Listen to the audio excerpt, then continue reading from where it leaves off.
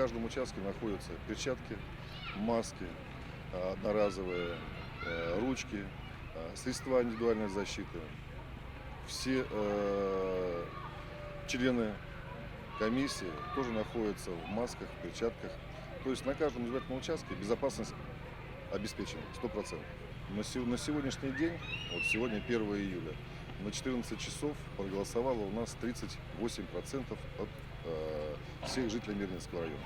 Конечно, сказать, что это хорошая стопроцентная явка невозможно, но хотелось бы обратиться к нашим мирнинцам, жителям Мирнинского района, что именно сегодня мы должны сделать свой правильный выбор, потому что именно сегодня решается вопрос о поправках в Конституцию.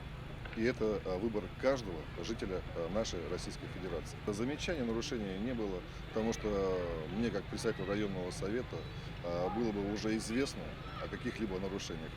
Потому что город у нас маленький, населенный пункт тоже маленький. Все новости разлетаются молниеносно. На сегодня, объехав уже почти 6 избирательных участков, обратил внимание, что люди идут семьями, с детьми, пожилого возраста, среднего возраста. Это здорово. Не нужно сегодня отсиживаться, а нужно сегодня идти и делать свой правильный выбор.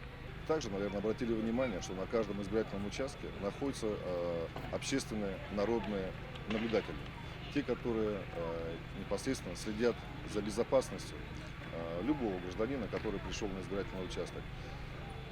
За поправки он проголосует или против поправок проголосует. Это уже воля каждого человека.